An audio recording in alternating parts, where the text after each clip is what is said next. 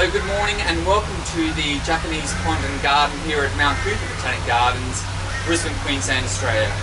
My name is John McGregor and I'm from Foundation Expo 88 and the 25th anniversary of World Expo 88 People's Committee, and we're here today doing a series of videos for Foundation Expo 88's YouTube channel, just highlighting the precious heritage we have here from the legacy of World Expo 88.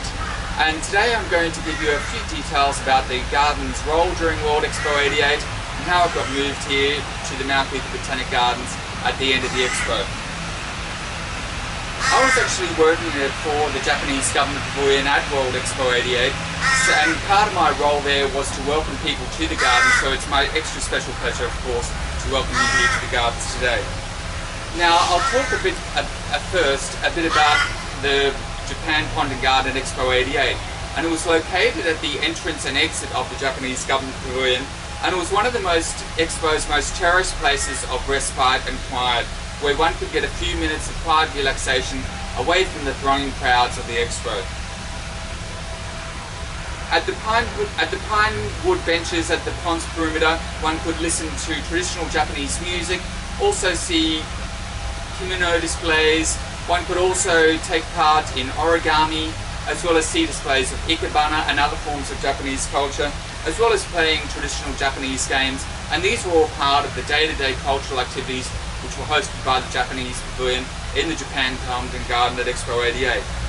At the conclusion of the Expo, and with assistance from the Commemorative Association for the 1970 Osaka Universal Exposition, the Japan Pond and Garden was gifted to the city of Brisbane as a permanent symbol of Japan-Australia friendship and the goodwill of World Expo 88, and was opened at its new and larger location here at the Mt Coot-tha Botanic Gardens by the then Lord Mayor of Brisbane, Sally Ann Atkinson, and Nichihiro Hanamura, the chair of the Japan Association for the Expo.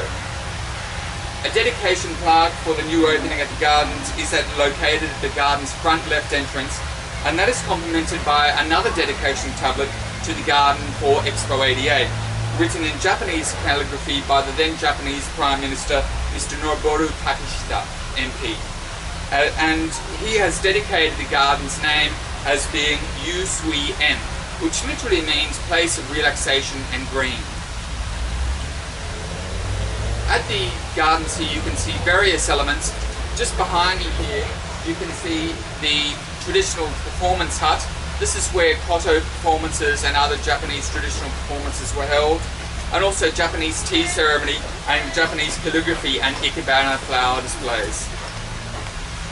Now, and the theme of the garden here at the Mt Coot-tha Botanic Gardens, like the theme of the garden at Expo 88, is Tsukiyama Chisen, or Mountain Pond Stream, and that's reflected here in the water feature of the garden.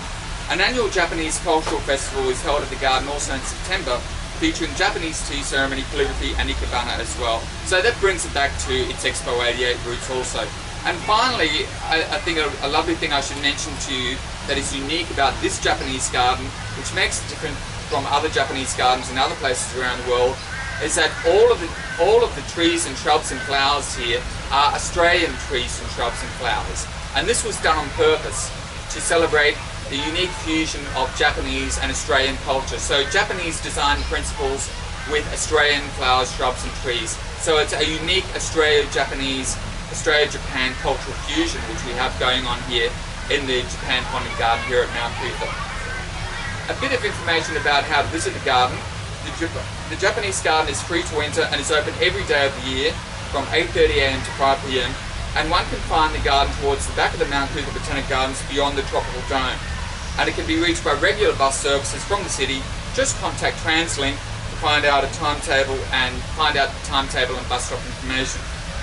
Well, that concludes our video for today. I hope you've enjoyed this brief vignette on the Japan Pond and Garden from Expo 88 here at Mt Coot-tha Botanic Gardens, and I certainly hope you get to visit in person sometime, if not during the 25th anniversary year, then before or after that. Thank you and goodbye.